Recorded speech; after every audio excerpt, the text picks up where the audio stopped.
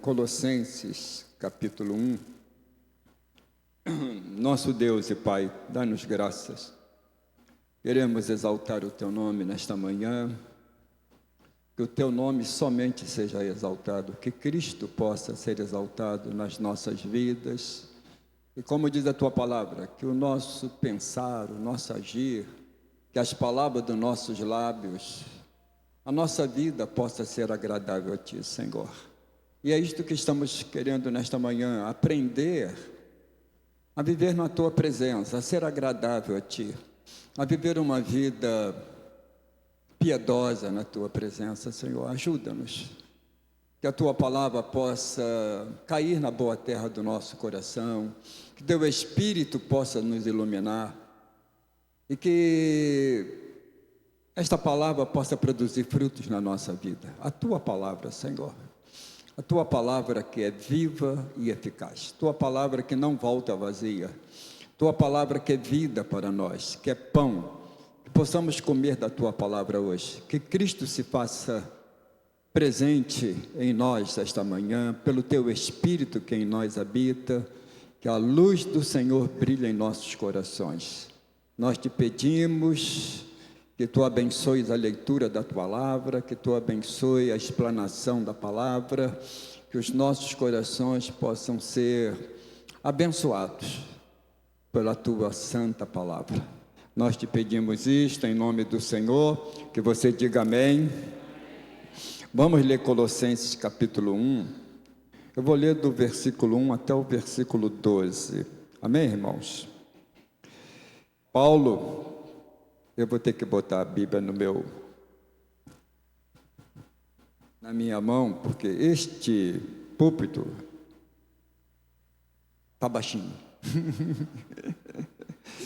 Paulo, apóstolo de Cristo Jesus, por vontade de Deus, e o irmão Timóteo, aos santos e fiéis irmãos em Cristo, que se encontram em Colossos, graça e paz a vós outros, da parte de Deus nosso Pai. Damos sempre graças a Deus, Pai de nosso Senhor Jesus Cristo, quando oramos por vós. Desde que ouvimos da vossa fé em Cristo Jesus e do amor que tendes para com todos os santos, por causa da esperança que vos está preservada nos céus, da qual antes ouvistes pela palavra do Evangelho, pela palavra da verdade do Evangelho, que chegou até vós, como também em todo o mundo, está produzindo fruto e crescendo. Tal acontece entre vós, desde o dia em que ouvistes e entendestes a graça de Deus na verdade. Segundo foste instruídos por Epáfras, nosso amado conservo, e quanto a vós outros, fiel ministro de Cristo, o qual também nos relatou do vosso amor no Espírito. Por esta razão, também nós, desde o dia em que o ouvimos, não cessamos de orar por vós e de pedir que transbordeis de pleno conhecimento da sua vontade, em toda sabedoria, entendimento espiritual, a fim de viver de modo digno do Senhor, para o seu inteiro agrado, frutificando em toda boa obra e crescendo no pleno conhecimento de Deus, sendo fortalecidos com todo o poder, segundo a força da sua glória, em toda a perseverança e longanimidade com alegria. Toda perseverança e com ânimo longo, com alegria, dando graças ao Pai que vos fez idôneos a parte que vos cabe da herança dos santos na luz. Amém, irmãos? Podeis sentar, queridos. Que Deus abençoe a leitura da palavra ao nosso coração. O apóstolo... Amém, obrigado pela luz. O apóstolo começa a sua carta com uma saudação à igreja, e a sua saudação é uma saudação de bênção para a igreja. Ele é uma saudação espiritual, graça e a paz da parte de Deus, nosso Pai. Graça e paz faz parte das bênçãos de Deus na nossa vida. Fomos alcançados pela graça de Deus. É pela graça que nós entramos no reino de Deus. É pela graça que conhecemos o nosso Senhor e Salvador Jesus Cristo. É esta graça que emana da cruz do Calvário. Não há mérito nenhum em nós, não. Aliás, o primeiro passo sempre é de Deus, não é verdade, irmãos? Deus nos amou, Deus se entregou por nós, Deus nos chama, Deus nos escolhe. Então, todos os passos, primeiro, vêm do Senhor. Ele estende a mão para nós. Graça imerecida, não merecemos, mas Ele nos amou antes de nós podermos dar a Ele o nosso coração. De modo que a graça opera em nós, esta grande salvação nos traz para a presença de Deus. E esta graça promove esta paz entre nós e Deus. A palavra de Deus diz que nós estávamos mortos em nossos pecados, sob a ira de Deus, mas esta graça traz paz, faz a paz entre Deus e nós, nos coloca outra vez na condição de ter comunhão com Deus. E a palavra de Deus diz que esta graça nos torna filhos de Deus. Amém, irmãos? De modo que nós somos agraciados pela graça e recebemos esta paz que vem do Senhor. E Paulo faz questão de trazer esta bênção sobre a igreja. A saudação não é bom dia, nem boa tarde, nem boa noite. A saudação do apóstolo é a bênção de Deus sobre a igreja, né? A graça e a paz do Senhor sobre toda a igreja. De modo que nós somos abençoados, e esta bênção faz parte sacerdotal. O sacerdote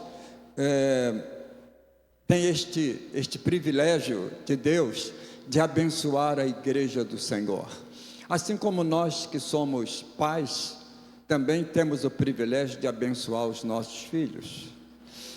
Amém, irmãos? O meu filho não mora comigo, meu filho mora muito distante, já tem 40 anos de idade, mas toda vez que eu ligo para ele, eu digo: o Senhor te abençoe, meu filho, que o Senhor guarde o seu coração, que o Senhor reine na sua vida, que o Senhor te abençoe com todas as bênçãos dele. Isso é um privilégio nosso de pai, de abençoar os nossos filhos, de abençoar aqueles que Deus nos deu, a nossa família, não é verdade? Você é o sacerdote do lar, nós somos o sacerdote na nossa casa. Então o privilégio que nós temos de abençoar, abençoando eles com graça e a paz do Senhor. Eu queria um amém pentecostal. Amém. Ele também afirma que é apóstolo do Senhor Jesus Cristo, e ele recebeu esse apostolado por comissão de Deus. Vamos ler lá o texto outra vez, irmãos. Paulo, apóstolo de Cristo Jesus, por vontade de Deus. Ele foi chamado para ser apóstolo aos gentios. Ele não se intitulou apóstolo. Ele tem esta autoridade. Foi Deus quem o chamou em Cristo para ser apóstolo. Ele tem toda a autoridade apostólica para abençoar a igreja, para abençoar os santos que estão sob seu cuidado. Nós, como sacerdotes, temos esse direito também, esta autoridade de abençoar a igreja.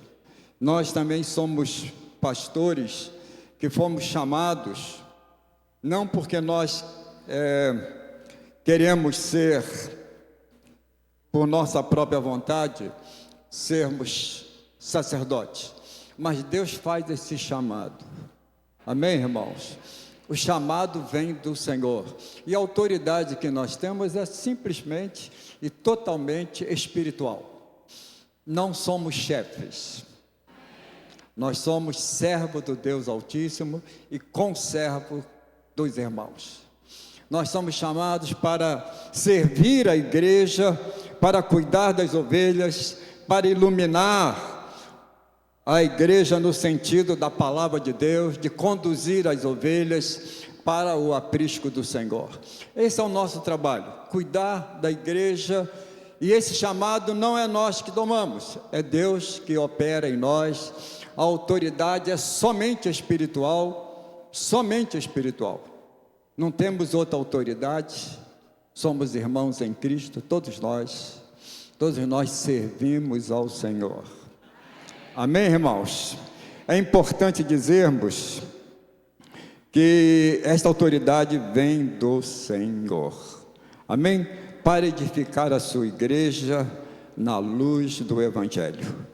O ministério é sempre Deus quem chama e nos capacita pelo seu Espírito. Paulo está ciente disso tudo e está abençoando a igreja. Servimos ao Senhor e servimos a sua igreja. Em suas epístolas, o apóstolo também revela um amoroso cuidado pastoral para com as ovelhas do Senhor. Ele ama a igreja. Quando você olha para as cartas do apóstolo Paulo, a primeira coisa que você nota é este amor, este carinho, este cuidado com a igreja, de buscar o bem dos irmãos. Ele não é mercenário, ele não está olhando para as riquezas da igreja, ele não está olhando para nada disso. Ele ama a igreja, ele se doa à igreja por uma situação, um fato importante, é que ele ama Jesus. Amém, irmãos? O homem que ama o Senhor serve. O homem que ama a Deus, ele se doa para todos, porque este é o ministério da vida cristã, é que nós somos chamados para nos doarmos. Vou só adiantar um pouquinho o texto, porque o ministério da vida cristã, e eu estou falando de irmãos agora, não do ministério pastoral, a nossa vida cristã, a nossa espiritualidade cristã é de afetos, é do coração, e não somente da nossa mente, mas há um agir de Deus no nosso coração. O Espírito do Senhor opera em nossos corações, derrama o amor de Deus em nossos corações. A presença do Senhor está em nós. Para quê? Para nós sermos os santos dessa terra? Não. É para amarmos, é para servirmos. E quando nós amamos a Deus, quando amamos a Jesus, nós não ficamos infrutíferos. A nossa vida se torna frutífera. Jesus falou isso: se tu estiveres em mim, vocês produzirão frutos. Se estivermos pela fé em Cristo, nós vamos ter um ministério de amor. Nós vamos começar a servir e abençoar vidas. Não a nossa família somente, não é só os meus conhecidos. Nós somos chamados para abençoar vidas. Este é o ministério nosso. E Paulo ama a igreja, ele se doa à igreja. Sua vida e devoção a Cristo é um exemplo para todos nós que somos pastores e os cristãos. O exemplo para mim é claro, ele ama. Ele não é somente uma pessoa dotada de um conhecimento ou de uma revelação maior. Ele é tudo isso, ele é um apóstolo. A igreja está fundamentada na doutrina apostólica, mas ele é muito mais. Ele é um homem que ama Deus. Ele é um homem que ama a igreja. E ele diz assim: já não sou eu mais quem vive, mas Cristo vive em mim. De modo, irmãos, seu serviço pastoral é banhado por incessante oração em favor da igreja. sempre em oração intercessória, é que o pastor cuida, guarda o rebanho do Senhor. Como é que nós cuidamos do rebanho? Pregando o Evangelho, fazemos gabinete, visitamos a igreja, mas sobretudo, e aí você não pode nós não podemos nem saber a dimensão, porque é em oração que nós combatemos o bom combate, é em oração que nós guardamos o rebanho. Eu não posso estar com o meu rebanho diariamente, 24 horas com todos, mas a minha oração, a minha intercessão como pastor da igreja tem um valor, tem um peso. Nós oramos pela igreja, nós intercedemos. Esse é o ministério pastoral, esse era o ministério do apóstolo. Ele banhava o seu ministério apostólico com oração incessante pela igreja. Não importava se a igreja sabia ou não sabia, ele estava sempre intercedendo, de joelhos, orando, buscando a Deus, para que a vontade de Deus se cumprisse na igreja. Por que oramos, bispo? Para que Deus possa fazer a sua vontade na nossa vida. Oramos para que Deus possa guardar o seu rebanho. Oramos para que Deus possa fazer com que as nossas vidas glorifiquem o seu nome. A resposta, a nossa oração é sempre a resposta à palavra de Deus. Sempre a primeira palavra é do Senhor, a nossa oração. E Jesus falou sobre isso. Ele falou, antes de você pedir, Deus já sabe o que você vai pedir. Ou seja, Deus conhece todas as coisas, muito antes de nós estarmos em oração. Mas Paulo banha o seu ministério com oração incessante. Ele sabe que a igreja está em constante luta e perigo espiritual. Nós estamos sempre em luta e perigos neste mundo. O mar que nós navegamos nem sempre é tranquilo. Amém, irmãos? As lutas que travamos diariamente, Paulo está consciente de que a igreja carece das orações dele.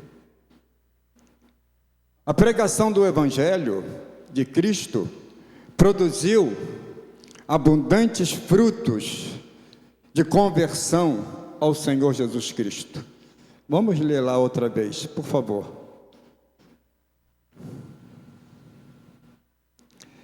Damos sempre graças a Deus, versículo 3. Pai de nosso Senhor Jesus Cristo, quando oramos por vós, desde que ouvimos da vossa fé em Cristo Jesus e do amor que tendes para com todos os santos, por causa da esperança que vos está preservada nos céus, da qual antes ouvistes pela palavra da verdade do Evangelho. Veja agora, que chegou até vós, como também em todo o mundo está produzindo fruto e crescendo. Tal acontece entre vós, desde o dia em que ouvistes e entendestes a graça de Deus na verdade. O Evangelho foi pregado aos Colossenses, e esse Evangelho produziu frutos. O Evangelho do nosso Senhor e Salvador Jesus Cristo é o poder de Deus para converter o pecador. O Evangelho do nosso, deixa eu frisar bem isto, porque hoje há uma certa confusão. O Evangelho do nosso Senhor Jesus Cristo, quando pregado, é o poder de Deus que atua no coração do pecador, porque a obra do Espírito é convencer o pecador, no mundo, é convencer o pecador do seu pecado, né? Da justiça de Deus e do juízo que virá. Esta obra da pregação do Evangelho converte, leva o pecador a se arrepender dos seus pecados, a ver a sua situação de morte espiritual e ele se arrepende dos seus pecados. Isto é obra do Evangelho, da pregação do Evangelho. Quando pregamos o Evangelho na sua inteireza, este Evangelho produz frutos de conversão. Por que nós estamos aqui? Porque um dia o Evangelho nos alcançou. O Evangelho da verdade. Que Evangelho é? Que Evangelho é? O Evangelho de que Jesus é o Filho de Deus, que veio a este mundo, que morreu pelos nossos pecados e no terceiro dia ressurgiu dos mortos. É pelo seu sangue derramado, pelo seu sacrifício, que a obra de salvação é operada em nossos corações.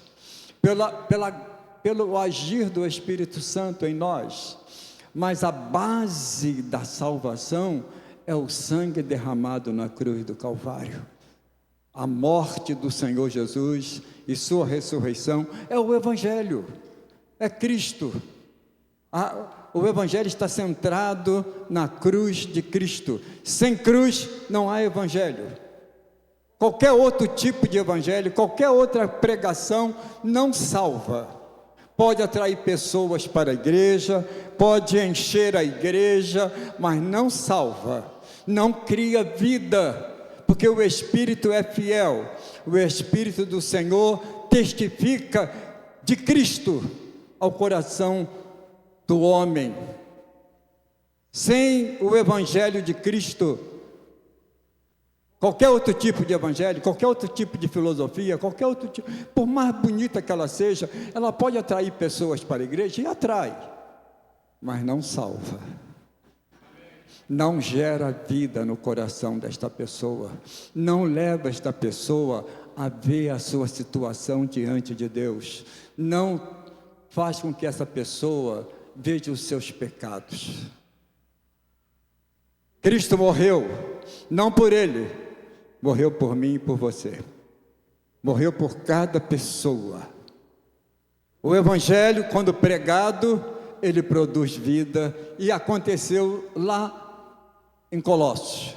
O Evangelho pregado produziu vida. A pregação do Evangelho, anunciando a morte e a ressurreição de Cristo, traz luz do Espírito ao coração do pecador. O Evangelho é o poder de Deus. A cruz de Cristo e a sua morte, a sua ressurreição, são o centro do Evangelho. A mensagem da cruz sempre produz frutos de salvação. Amém, irmãos? Nós lemos aqui versículos 5 e 6. Ele diz assim: por causa da esperança que vos está preservada nos céus, da qual antes ouviste pela palavra da verdade do Evangelho. Deixa eu falar um pouquinho de nós, que somos testemunha do Senhor Jesus Cristo, porque a igreja é missionária. Amém, irmãos? Missão não é somente ir para o exterior, ou ir para outros estados, não. Nós, aonde estamos, somos missionários do Senhor. Cada membro do corpo do Senhor Jesus Cristo também é um missionário aonde você está. Seja na escola, no trabalho, aonde você vive, você é a luz ali, você é o sal e a luz. E o testemunho do Senhor Jesus Cristo tem que estar não só no nosso coração, mas também nos nossos lábios. Nós precisamos testificar de Cristo com a nossa vida, em primeiro lugar. Não podemos ter uma dicotomia de vida e palavra. Mas daquilo que pregamos, vivemos. Mas do que vivemos, pregamos. Cristo tem que ser o assunto, tem que ser aquilo que verbalizamos para o mundo. Nós não podemos pregar outra coisa. Não, vai para a minha igreja que você vai ser abençoado, que Deus vai te fazer isso. Não, isso não salva ninguém. Isso pode trazer a pessoa para a igreja. Mas o que salva é Cristo morreu por você, minha vida, meu irmão, meu amigo. Cristo, Ele salva, Ele perdoa os nossos pecados, Ele é a dádiva de Deus para toda a humanidade.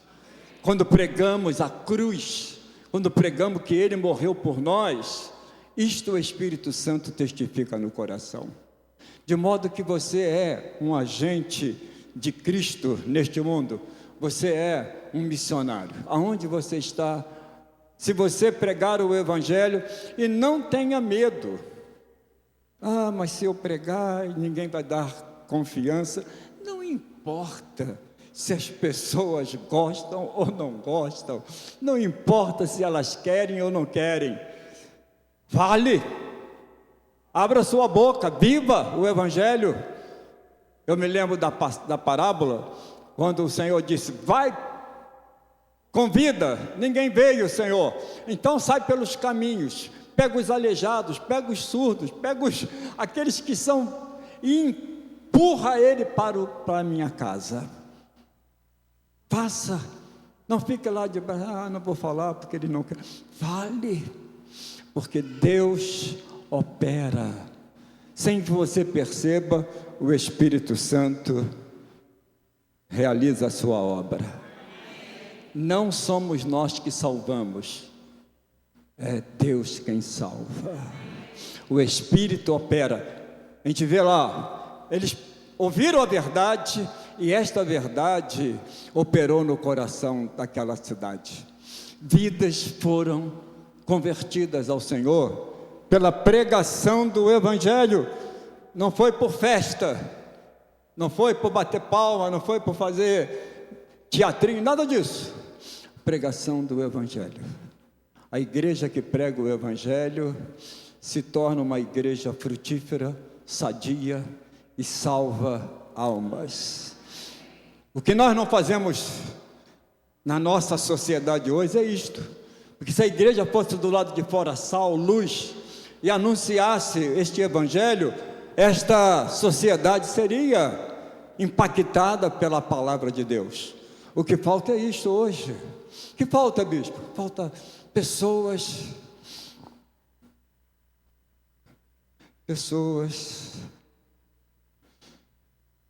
que amem a Jesus e que ame o seu próximo, que sabe que se a pessoa não se converter, ela está perdida eternamente. Nós nem pensamos nisto. Pensamos sim nas enchentes. Perderam a casa, perderam isso, a gente chora. Tem que chorar mesmo, não é para rir. Mas quando você perde a sua alma, milhões e milhões estão perdendo a sua alma, ninguém chora. Ninguém está aí para isto. Paulo chorava, Paulo intercedia, Paulo orava, a igreja se movia por amor a Cristo, mas também por amor às almas. Saiba, meu irmão, que seu amigo, seu parente, seu pai, sua mãe não se converter, eles vão para o inferno. O inferno é a eternidade toda. A morte da alma é eterna. Então chore, por amor de Deus, chore. Chore pelas almas. Ore, interceda, pregue o Evangelho. Nós somos missionários. Jesus falou: vós sois o sal e a luz desta terra. Não cruze os seus braços e diz: eu estou bem, eu estou na igreja. Graças a Deus por você estar na igreja, mas lá do lado de fora há pessoas morrendo que precisam da graça de Deus. Sem a luz do Espírito, sem a luz do Evangelho, não há salvação. Mas o notável é que Paulo diz aqui: damos graças a Deus, versículo 3, Pai do nosso Senhor Jesus Cristo, quando oramos por vós. De quê? Porque ele estava feliz, desde que ouvimos da vossa fé em Cristo Jesus e do amor que tendes para com todos os santos, por causa da esperança que vos está preservada nos céus, da qual antes ouvistes pela palavra da verdade do Evangelho. Uma vida que conhece Jesus Cristo, ela é transformada. Amém, irmãos? O Evangelho transforma. E Paulo cita a fé, o amor e a esperança. Desde que ele ouviu desta fé deles, salvífica, fé em Cristo Jesus.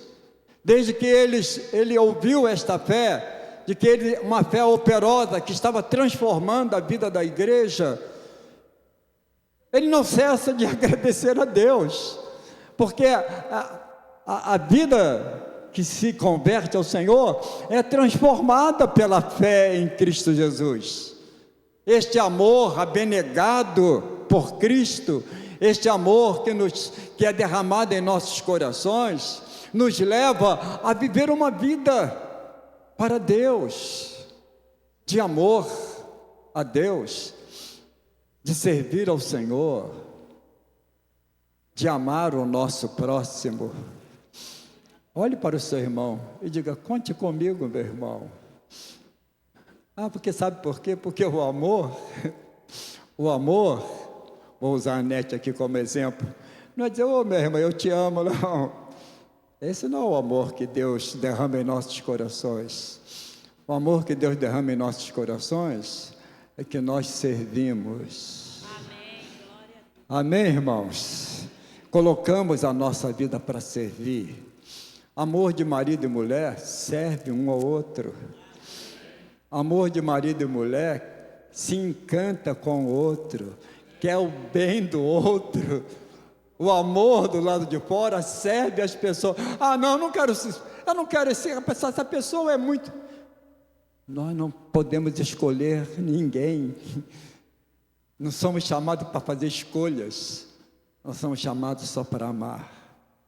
E Paulo diz: ouvindo a fé de vocês, que está operando na igreja, ouvindo o amor que vocês têm por Cristo e na comunidade dos santos, e da esperança que faz com que vocês olhem para o alto, eu estou feliz. Estou dando graças a Deus pela vida da igreja. E qualquer pastor, não é só o apóstolo Paulo, não. Qualquer pastor se gloriaria de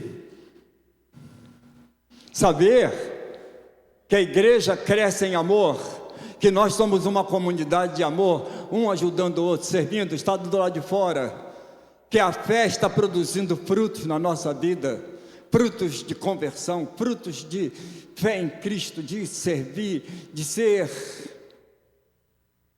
um missionário, e que a nossa esperança não é neste mundo, não é as coisas que este mundo está buscando. João diz assim: não ameis ao mundo e as coisas que há no mundo, mas amai o Senhor. Esta esperança de que um dia nós estaremos com Ele. Maranata! Vem, Senhor Jesus. Aguardamos Ele, irmãos. Você pode dizer aleluia? Aguardamos o Senhor. Essa igreja estava aguardando esperança. Temos uma herança no céu. Ou você está só servindo a Deus nesta terra? Porque Paulo diz: se nossa esperança é só esta terra, nós somos os mais miseráveis. A nossa esperança é que um dia vamos estar com Ele. E essa esperança nos torna vitoriosos. Esta esperança me faz caminhar. Amém? Esta esperança, este amor, esta fé, qualquer pastor ficaria feliz de ter uma igreja produzindo isto. E nós seríamos bastante burros, deixa eu usar esta palavra bem colocada, se nós achássemos que é fruto do nosso trabalho, se nós achássemos, se nós nos jactanciarmos de que eu sou um bom pastor, de que eu estou cuidando bem da igreja, não é nada. É a nossa obrigação. É nossa obrigação cuidar da igreja. Não é por nossa causa que a igreja produz frutos. É pela glória do Evangelho. É Deus quem opera isto na igreja. Nós, pastores, só servimos. Só servimos. A glória é de Deus. Se nós não entendermos isto, nós vamos roubar a glória que é do Senhor e vamos achar que somos os tais. Paulo não se achava o tal, não. Ele diz: eu sou só um servo, eu sou o escravo dele, mais nada. Cristo é tudo em mim, Cristo é tudo na igreja. Amém, irmãos? Quando há conversões verdadeiras, estas características brotam: fé, amor, esperança. Esse triplé da igreja montada. E Paulo está orando, intercedendo. Para quê? Paulo intercede para que a igreja eu não quero passar muito, pastor. Eu tenho mais 10 minutos. Posso ficar até de tarde, graças a Deus.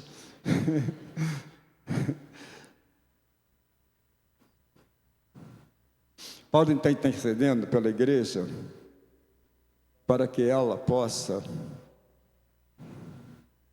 crescer.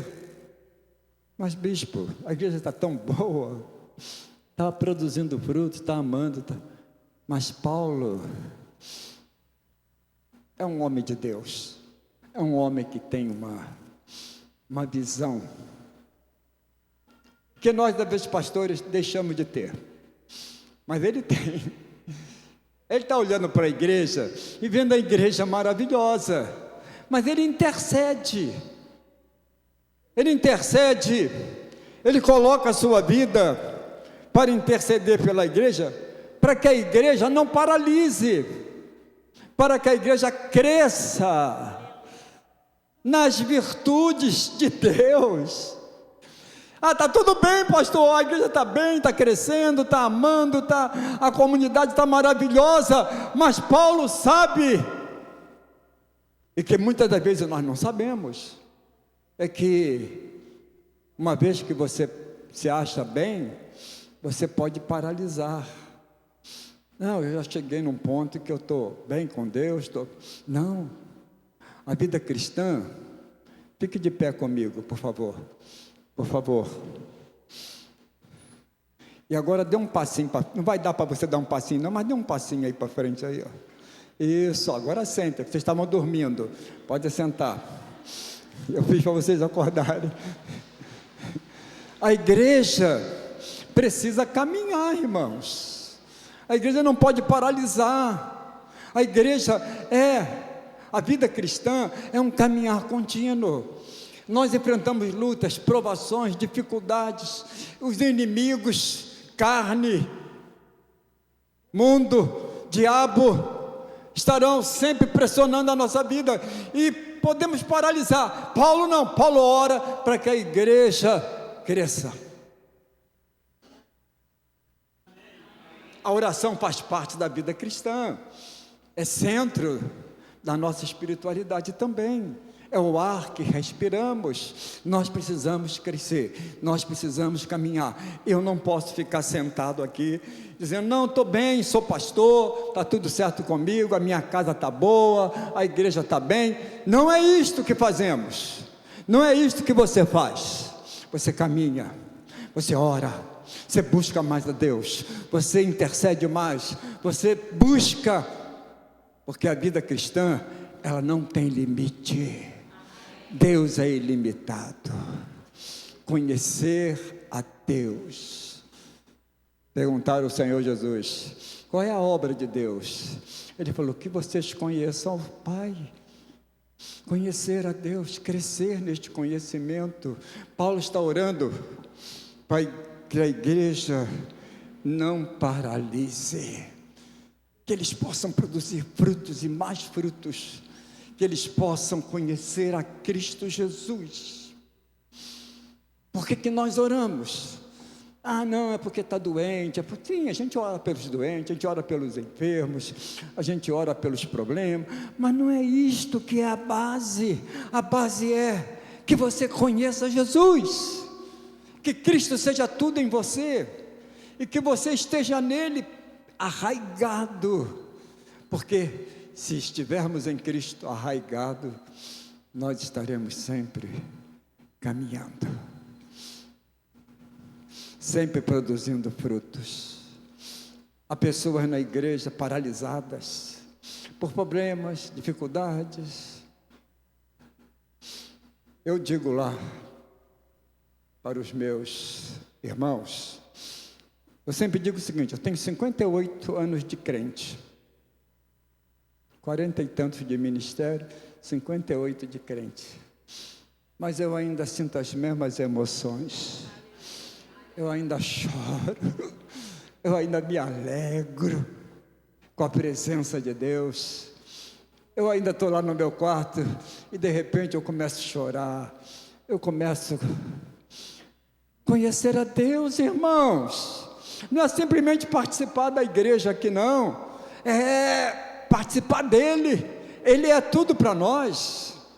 E esta manhã eu queria incentivar você a crescer em Cristo, a colocar a sua vida para servir, sim, mas o alvo é conhecer Cristo, é ser um com Ele, e que Ele enriqueça a nossa vida. A presença de Deus enriquece a nossa vida. De que modo? De que modo, bispo? Paulo está orando.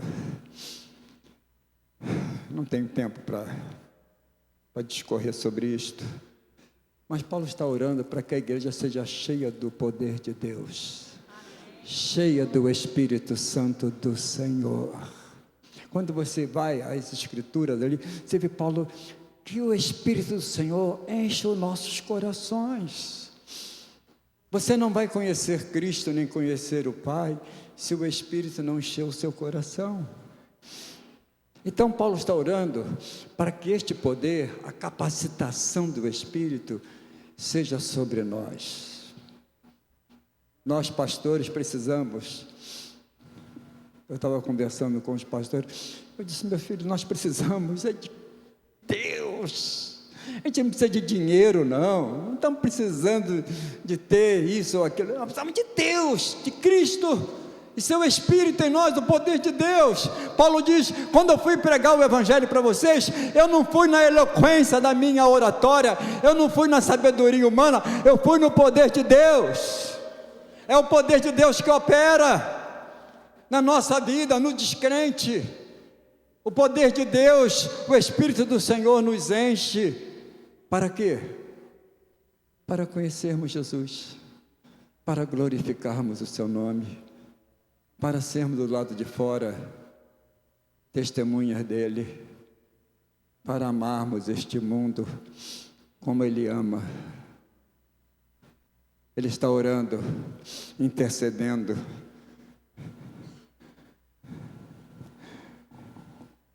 para que a igreja possa crescer na graça e no amor do Senhor Jesus Cristo. Ele diz assim: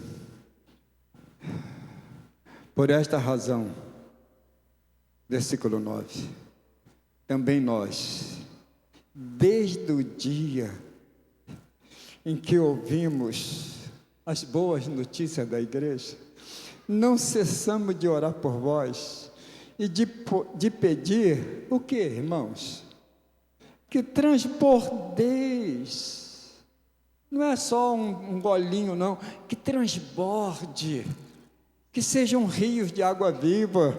Ele diz que transbordeis de quê?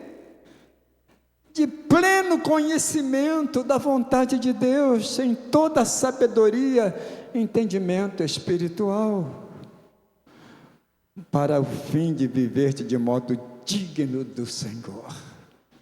Não tenho tempo de falar sobre esta vida, este caráter cristão, esta devoção a Deus, esta fé que transforma a nossa vida, porque quando você para de produzir ou de formar em você hábitos bons, é substituído logo por hábitos maus.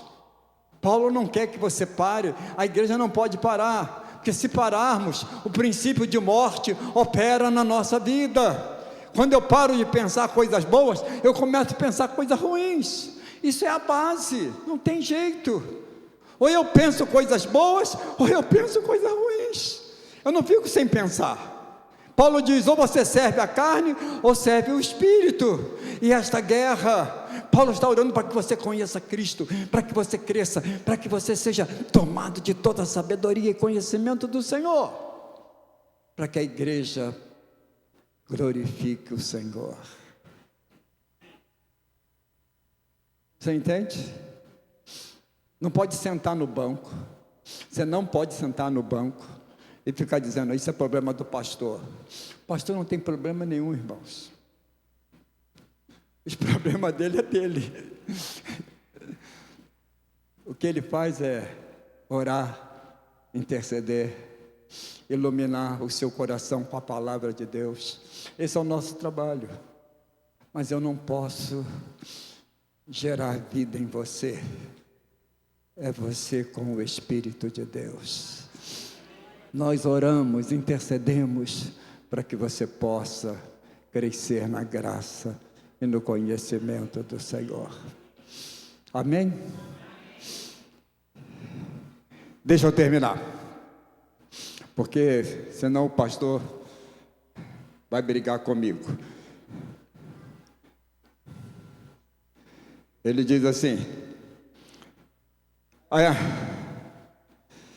deixa eu terminar dizendo o seguinte, irmãos.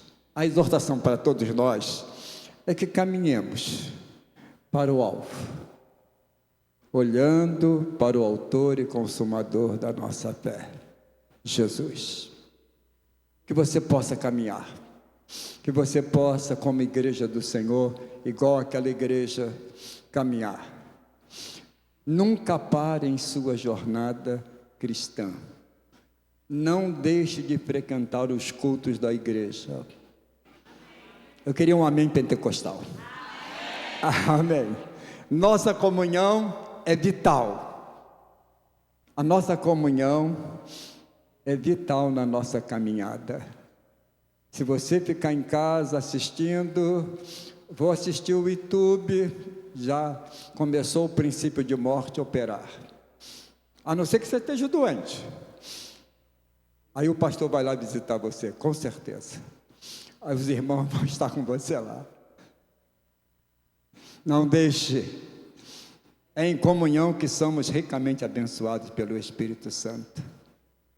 Mantenha a sua comunhão com o Senhor através da oração, do louvor, da adoração, da leitura bíblica e da meditação na palavra de Deus.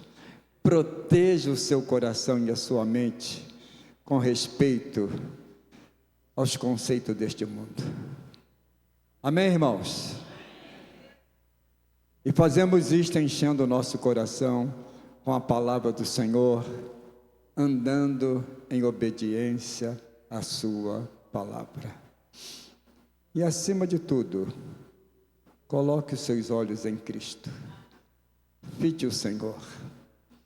Vamos ficar de pé, queridos, por favor.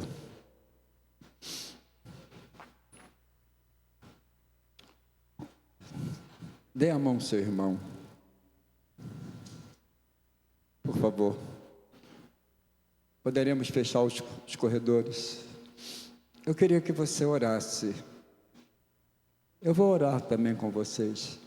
Mas eu queria que você orasse. Para que a igreja seja um corpo.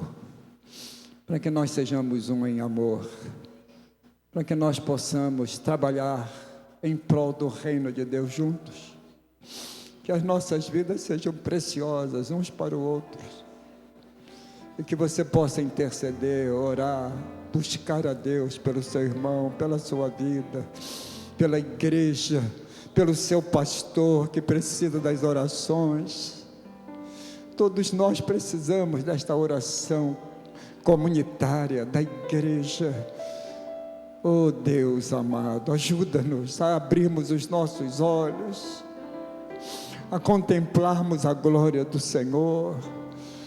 Abre os nossos olhos para ver os tempos, Senhor, para ver os sinais dos céus. Abre os nossos olhos, Senhor, para contemplar a Tua glória. Que Teu Espírito seja sobre a igreja, que Teu Espírito venha sobre nós, Senhor, a cada dia da nossa vida, que o Teu poder se manifeste na nossa vida. Sim, ó Deus, abençoa a Tua igreja, abençoa meus irmãos, minhas irmãs, abençoa o Teu servo, que está neste ministério há 35 anos, Pai. Tu tens prolongado a sua vida, sua esposa, seus filhos. Nós Te louvamos pela alegria dele, de servir nesta Tua casa, ó Pai. Mas que não se paralise esta obra, mas que possamos olhar para os céus e cada membro do corpo caminhar, ó Pai, cheios do Teu Espírito. Derrama o Teu Espírito sobre a igreja esta manhã e abençoa o Teu servo. Que o pastor desta igreja seja ricamente abençoado, Senhor, e que os anos que Tu vai conceder a ele seja para a glória do Teu nome, Te servir, abençoar o rebanho, trazer a Tua luz ao coração do rebanho. Nós oramos pela igreja, oramos pelo Teu servo, e nós Te damos graças esta manhã, em nome do Senhor Jesus. Que você diga amém. Vamos dar uma salva de palmas ao Senhor, irmãos. Aleluia.